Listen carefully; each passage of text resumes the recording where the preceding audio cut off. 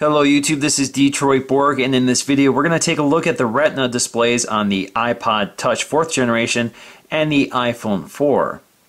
Now when everybody heard that the iPod Touch 4th generation was getting the Retina display, we all assumed that we could expect the exact same performance. And indeed we do have the exact same resolution.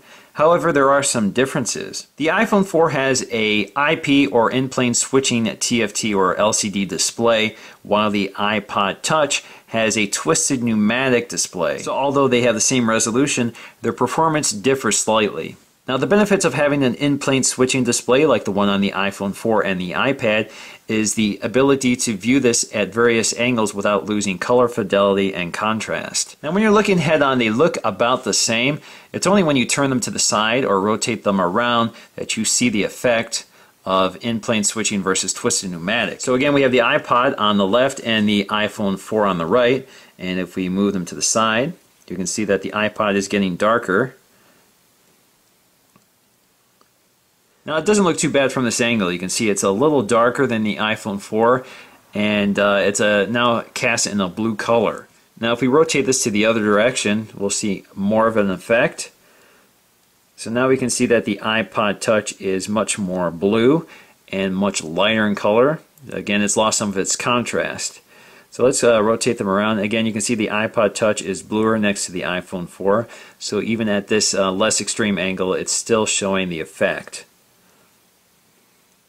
So once you're straight on, there's very little difference. This also extends to other angles, of course. So if you lay this down, you can see that the iPod Touch is now much more washed out and much lighter. It has lost some of its color and contrast, but the iPhone 4 is pretty stable.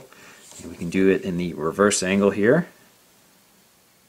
So once again, a little more washed out than the iPhone 4.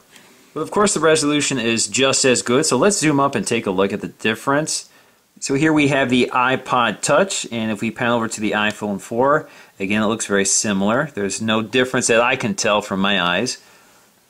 So once again, iPod Touch, iPhone 4, the iPod Touch, iPhone 4. So it all looks very similar. Of course, if you were to put this next to an iPod Touch 2nd or 3rd generation, you would see a huge difference in terms of its resolution. Now I've gone ahead and swapped out the iPhone 4 for a 2nd generation iPod Touch or 8GB iPod Touch, either 2nd or 3rd generation were the same. They're not exactly the same UI.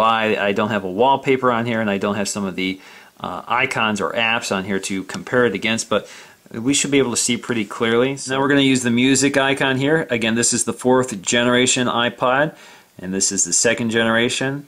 So you put them very close together. On the right you can see quite a few more pixels. And I should say there is some distortion I'm seeing on the camera, which I don't see on the iPod.